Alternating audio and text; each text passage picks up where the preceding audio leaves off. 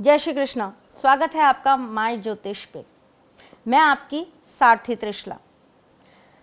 हर घर की एक बहुत कॉमन समस्या है पति और पत्नी की अनबन।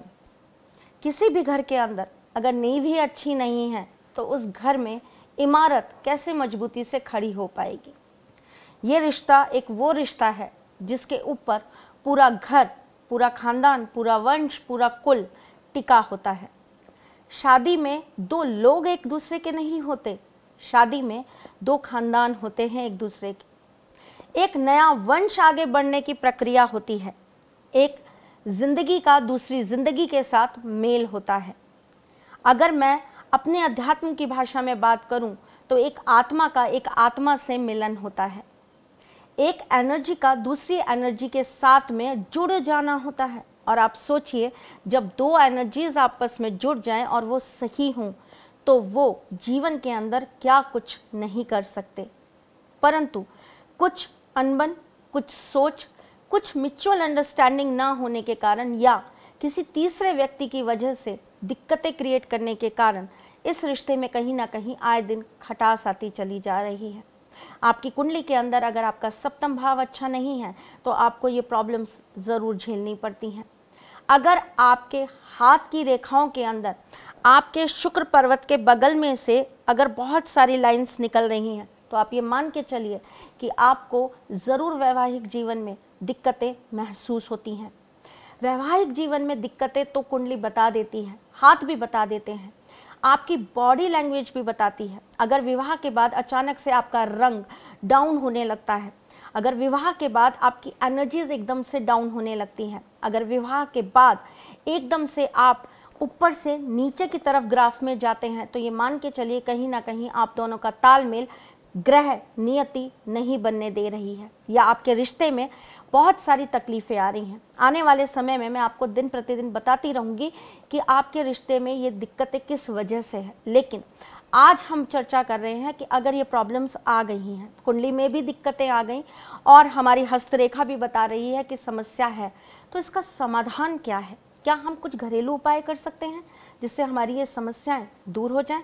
तो चलिए मैं आपको कुछ सरल और घरेलू उपाय बता देती हूँ और साथ में एक दो वास्तु टिप्स भी बताती हूँ जिससे आप अपने बेडरूम को अच्छा कर पाएँ, जिससे आपके बीच में आकर्षण बढ़े, प्रेम बढ़े। तो चलिए अपने इस सारथी के साथ लिख लीजिए उपाय कि करना क्या है।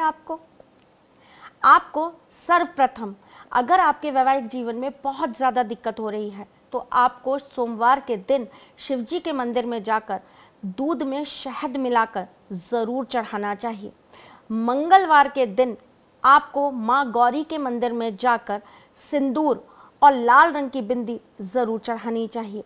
अगर आपकी कुंडली में सप्तम भाव में शनि या मंगल की युति है या शनि या मंगल बैठा है और आपके सप्तम हाउस का मालिक किसी भी तरीके से जाकर आपके 12वें घर में बैठा है तो आपको क्या करना चाहिए? शुक्रवार के दिन 11 सुहागनों को आपको सुहाग की कोई वस्तु देकर उनके पैर ज़रूर छू लेने चाहिए और उनसे आशीर्वाद प्राप्त करना चाहिए।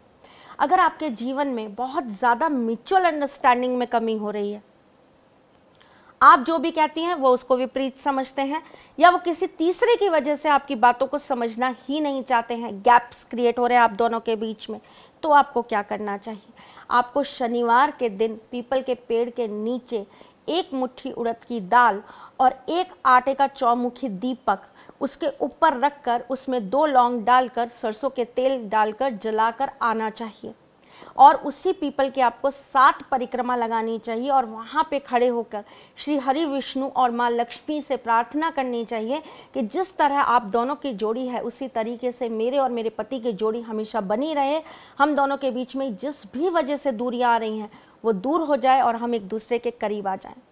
चलिए जाने से पहले आपको वास्तु टिप भी दे जाती हूँ जिससे आपका बेडरूम आपके रोमांस को, आपके प्यार को, आप दूसरे के प्रति एक दूसरे के आकर्षण को बढ़ा दे।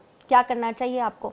फ्राइडे के दिन आपको अपने बेडरूम के अंदर रेड कलर के या पिंक कलर के रोजेस या फिर आपको कोई भी पिंक कलर के फ्लावर्स अपने बेडरूम में ज़रूर लगाने चाहिए। याद रखिए ये फ्लावर्स आर्टिफिशियल होंगे, नेचुरल नहीं होंगे।